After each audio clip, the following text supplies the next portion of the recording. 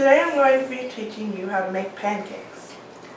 There are a few simple steps to making pancakes, but the first thing you need to do is clean up your area, which I have already done. The second step is to get out all of your ingredients, which I have also done. You'll need flour, salt, baking soda and baking powder, sugar, whole wheat flour, eggs, butter, and milk. Pancakes are very tasty breakfasts, as you may know, and they also can make a tasty snack if you don't have stuff on them. So, the first thing you need to do is add your flour, and you're going to put all of your dry ingredients into a big bowl. And then you also need to add your salt, baking soda and baking powder, sugar, and your whole wheat flour. So, once you've done that, you can stir it all up, but I'm going to wait to do that. Next, you need to have your wet things, your wet ingredients, in a smaller bowl because there's less of them. So first you need to crack 2 eggs into it, which I've already done, and you need to stir them up very well so it looks kind of yellow like this. And then next you can add your buttermilk carefully.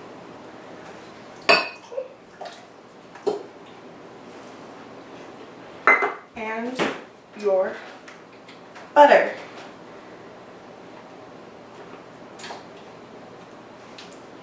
And so now you have all of your ingredients in bowls, and you're going to stir these both up well.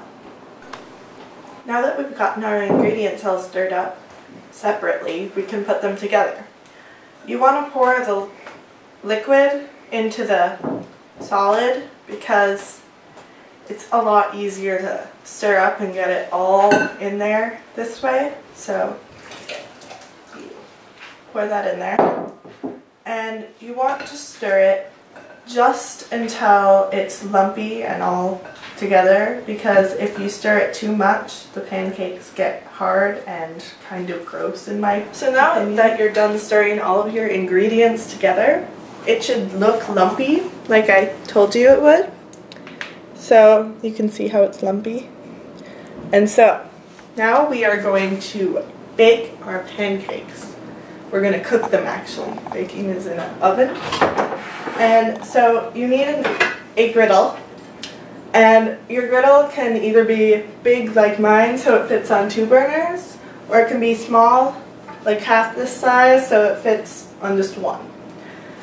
And so what you're going to do is you are going to get your butter and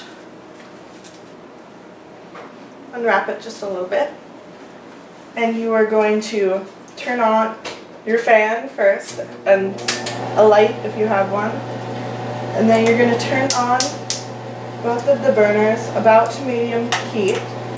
And if your burners are a little lopsided and different sizes, you might want to turn the smaller one on higher than the lower one, smaller one, bigger one.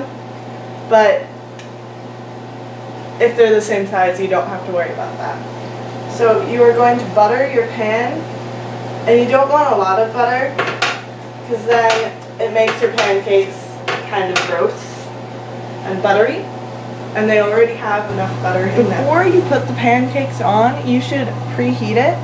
And how you check to see if it's preheated is you get a little water on your fingers and you flick it on. And once it starts sizzling, you know that you can put your pancakes on. So as I said before, you should check the pan, and I told you how to do that, but now I'm going to show you. So you wet your hand, so there's water on it, and you flick it, and it should make a crackling sound like that. So you take this, and depending on how large you want your pancakes, you spoon it on being careful to not put them too close next to each other. And you can make them as circular as you want them, but I like mine kind of funny shapes because then they're more fun to eat. And so, there we go. You're going to want to wait until the edges of the pancake are dry and you can see little bubbles in the center of the pancake. And so having the edge dry makes it so you can flip the pancake without it splattering all over the pan. And so when you flip the pancake, you want to do it quickly so again it doesn't splatter all over. So what you want to do is check and see if the underside is a nice brown color like these, and then you know that they're ready to take off. And so if you see, if you open this, it has been cooked all the way through. And so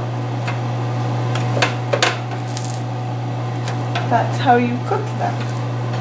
Once you're all done making your pancakes, they're really good to have with maple syrup, strawberries, or, as my dad likes, blueberries. Although he likes blueberries on pretty much everything. So when you're all done, make sure that you don't get syrup everywhere because it's pretty messy, and then enjoy.